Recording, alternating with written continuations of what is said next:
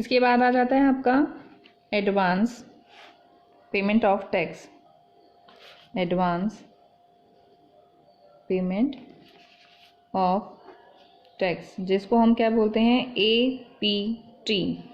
अब देखिए advance payment of tax में इसका मतलब है कि हम टैक्स को देना चाह रहे थे पर हमने उसको पहले ही पेमेंट कर दी है। जब हम पहले ही पेमेंट कर देते हैं तो क्या किया जाएगा कि इस तरीके से जो भुगतान किया जाता है अग्रिम भुगतानों की तरह ही होता है, और कंपनी की आय पर कर के आयोजन की राशि में से समायोजन करने के बाद जो सरप्लस होता है उसको आप करंट एसेट्स के रूप में बैलेंस शीट में आप दिखा दोगे इसको, क्योंकि क्या है, ये एडवांस पेमेंट ऑफ टैक्स है, पहले ही दे दिया है तो कंपनी की ये एसेट्स हो गई। उसके बाद धनराशि ज़्यादा आ चुकी है। फिर उसके बाद है आपका provision for tax. Provision for tax. अब प्रोविज़न फॉर टैक्स क्या है, क्योंकि अक्रूवल सिस्टम ऑफ अकाउंटिंग और मैचिंग कॉन्सेप्ट ऑफ अकाउंटिंग के आधार पर हर एक संबंधित वर्ष की जो आपकी समस्त इनकम है, एक्सपेंडिचर हैं, ये चाहे उनसे आप रिसीव कर रहे हो, रिसीप्ट हैं, ठीक है ना, या फिर पेमेंट है, अगर आपने पेमेंट किया है या नहीं किया है को उसी साल की, उसी वर्ष की अकाउंटिंग की जो बुक्स हैं उसी साल की बुक्स में उसकी एंट्री करनी होती है। सेम ईयर अकाउंटिंग बुक, ठीक है, इसी बुक में लिखोगे आप।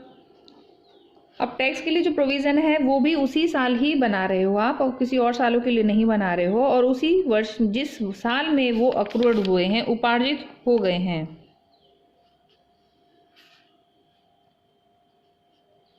ठीक है, उपार्जित कर लिए हैं, अक्रूड कर लिए हैं आपने।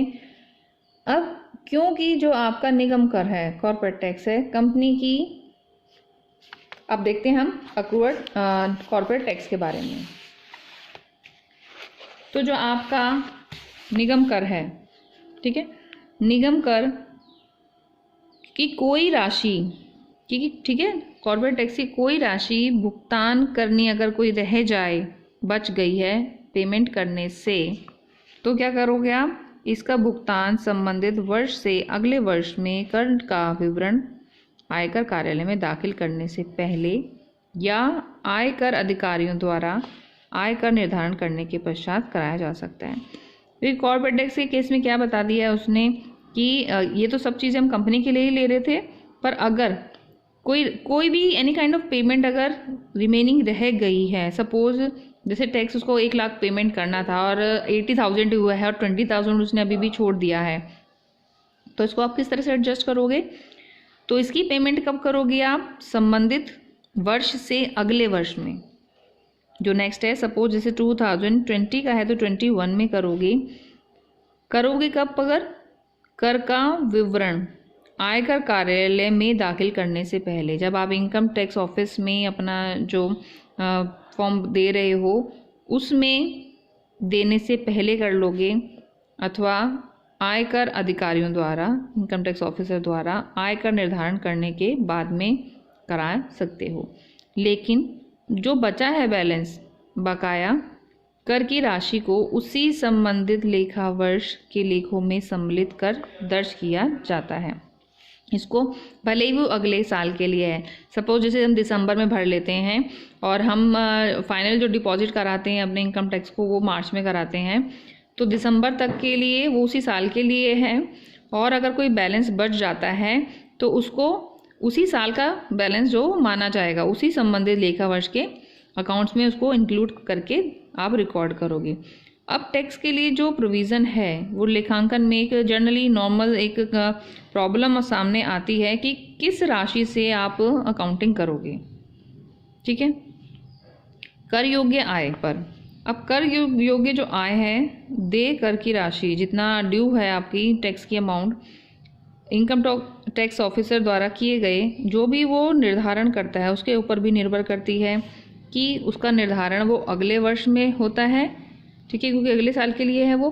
किंतु लेखांकन की जो नीड है, आवश्यकता के कारण इसके लिए संबंधित उसी वर्ष में ही देकर जितना ड्यू टैक्स है उससे संबंधित वो आयोजन प्रोविज़न कर लेता है कि देना तो उसे अगले साल के लिए, पर वो प्रोविज़न क्योंकि उसकी सहूलियत के हिसाब से वो पहले ही कर लेता है।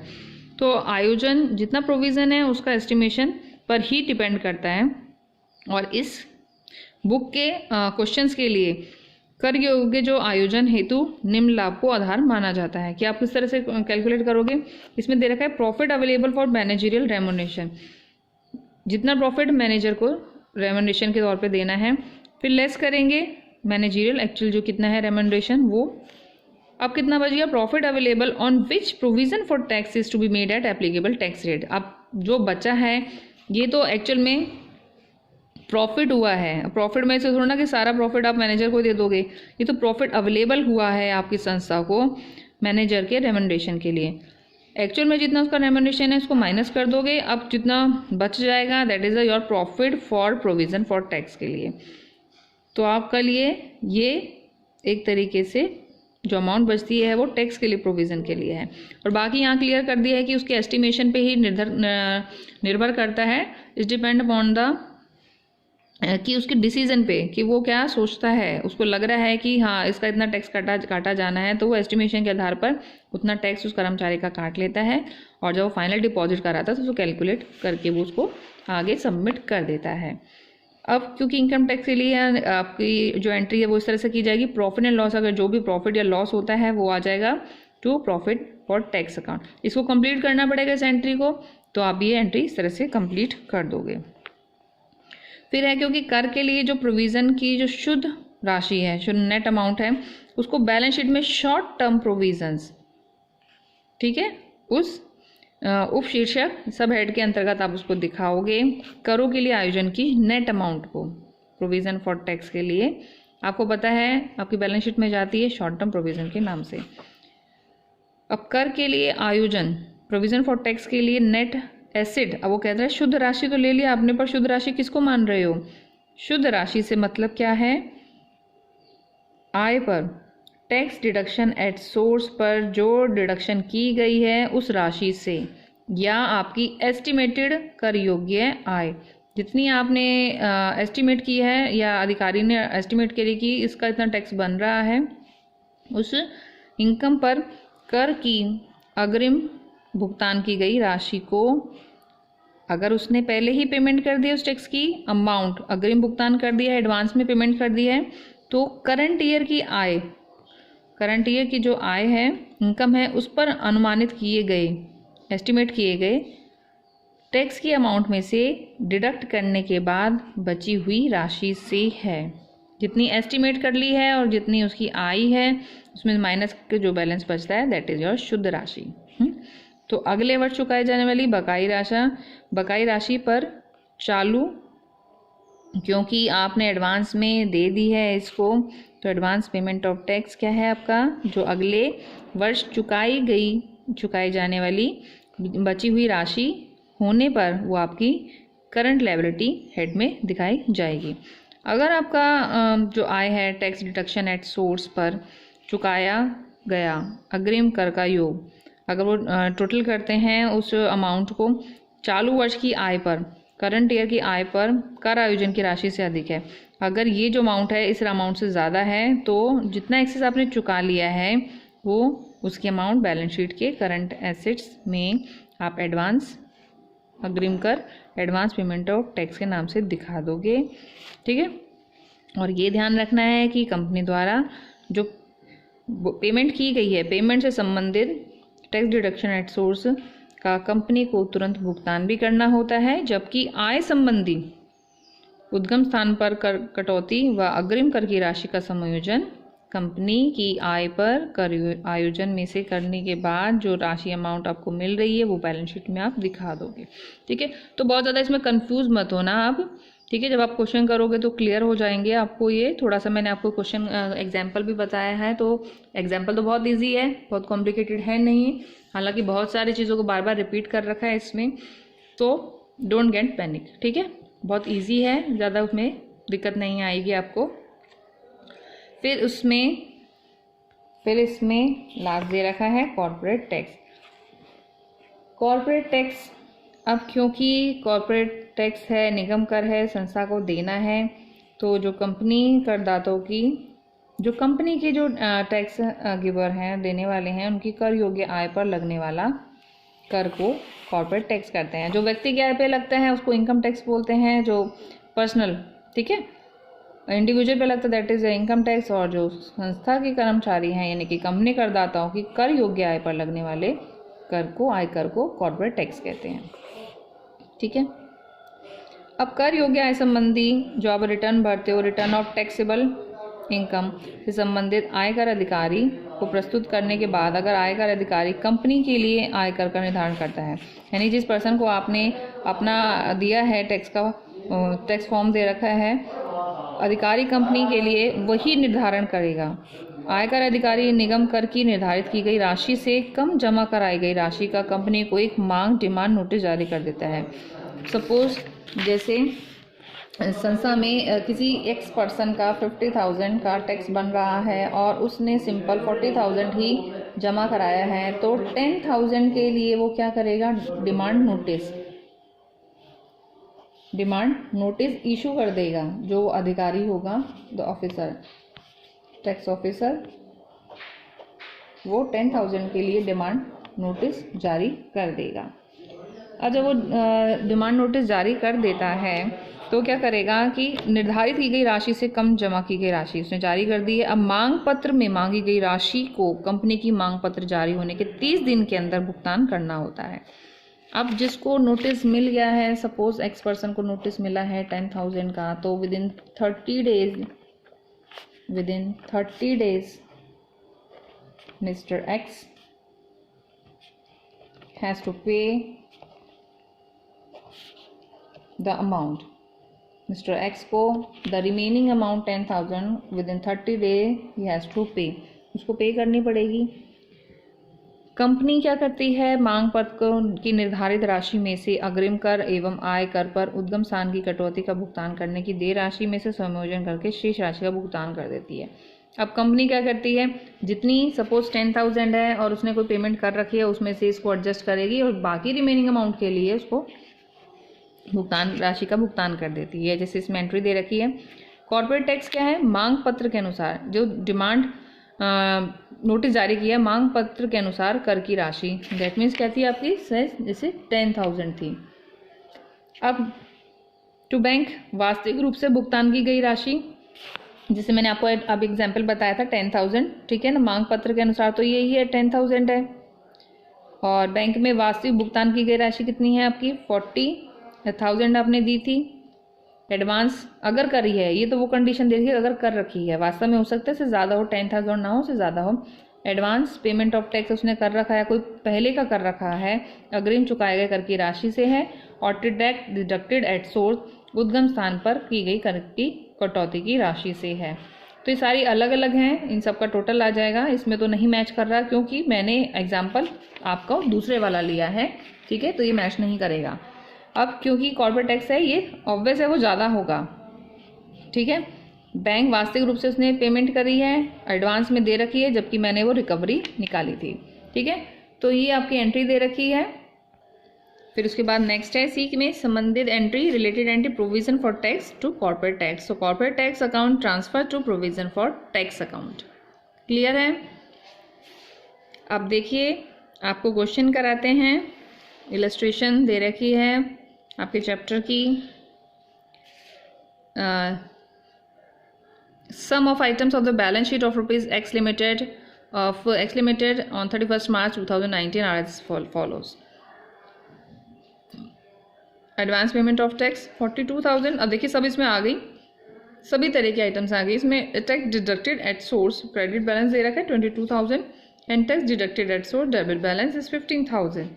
प्रोविजन फॉर टैक्स भी दे रखा है 60,000।